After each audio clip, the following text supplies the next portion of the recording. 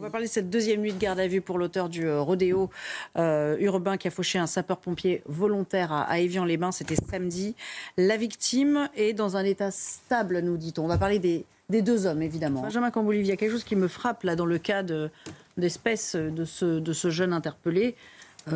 6 jours effectués sur 18 mois de condamnation. Ça fait partie des choses qui vous désespèrent aussi lors de vos interventions, lorsque vous êtes amené à appréhender des individus. Oui, c'est fait partie de ce qui est le plus énervant, comme vous dites, parce que si les choses avaient été faites comme elles auraient dû l'être, il n'aurait pas été dehors, ce jeune homme. Là, il a 19 ans, il a un pédigré qui est tout de même assez impressionnant, il est déjà connu donc, pour trafic de stupéfiants, déjà pour alcool au volant. Il a commencé ce joli parcours en étant mineur.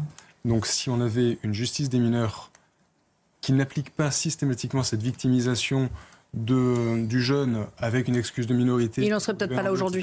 Il n'aurait pas été là et les faits ne se seraient pas déroulés de la sorte. Donc la façon dont on doit répondre à cette violence qui explose littéralement, qui heurte effectivement tous les symboles de l'État, que ce soit le policier national, municipal, peu importe, le gendarme, le pompier, tous les symboles de l'État sont pas possibles, avec une violence de plus en plus aiguë, de plus en plus accrue, parce qu'ils sont dans une forme d'hyper-réactivité, d'hyper-susceptibilité, et la violence la plus folle, avec les poings, avec les couteaux, avec sa voiture, elle surgit pour rien, pour le moindre motif de contrariété. Benjamin Camboulive, au fond, c'est votre lot quotidien. On pense à ces pompiers qui sont... comme vous d'ailleurs, caillassés, agressés quand ils rentrent dans des cités compliquées pour des interventions. Mais ça, je dois dire que la moindre intervention de votre part, pour le simple port de l'uniforme, ça donne lieu à ce genre d'agression verbale ou physique. Vous êtes vous aussi des cibles humaines. Sur tout ce qui porte un uniforme, tout ce qui représente l'État est une cible. Et c'est pour ça que là, on en arrive à un stade où, au bout d'un moment, l'État ne réglera pas tout. Parce que là, c'est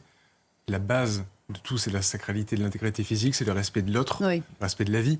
Ça fait partie des valeurs qui sont apprises normalement dans le cercle familial. C'est le premier cercle d'apprentissage des valeurs de base. Sauf qu'on en est à un point où ce premier cercle, il est complètement perverti. Donc l'État doit effectivement assumer de pallier une lacune béante et doit se renforcer dans son continuum de sécurité. Il nous faut une présence de voie publique, il nous faut des officiers de police judiciaire qui mènent des enquêtes, des magistrats et des places de prison. On doit amener par le répressif, l'éducatif qui manque dans ces familles-là. Je voulais qu'on parle aussi de ce tabou que beaucoup dénoncent, à commencer par Marion Maréchal ce matin. Elle était l'invitée de CNews. C'est le fait de réfuter qu'il puisse exister un racisme anti-blanc, alors qu'on sait qu'il est en train de gagner du terrain dans notre pays. Plusieurs événements marquants de l'actualité l'ont révélé. J'ose pas vous dire les colibés que vous recevez en tant que policier, homme, blanc. Oui. Non, mais je veux dire, c'est tout un package, ça doit fuser aussi dans les interventions. Le policier, lui, quelle que soit sa couleur... Ça, c'est outrage, d'ailleurs. Voilà, c'est outrage à agent de la force publique. Le policier, il cristallise toutes les haines, quoi qu'il en soit. Et il est vrai qu'il y a un phénomène dans la police où, si vous n'êtes pas blanc, vous êtes doublement coupable. Vous êtes traître à la cause. Agresseurs. Exactement. C'est la notion de racisme intracommunautaire. C'est-à-dire qu'il va être de la même couleur que vous, mais puisqu'il est... il est bleu, et ça c'est pas la bonne couleur d'être le policier en bleu. Donc le racisme, on le constate à notre endroit, on le constate dans les affaires qui sont celles que l'on traite. C'est-à-dire qu'il y a effectivement de plus en plus de violences communautaires, raciales, en raison de la religion.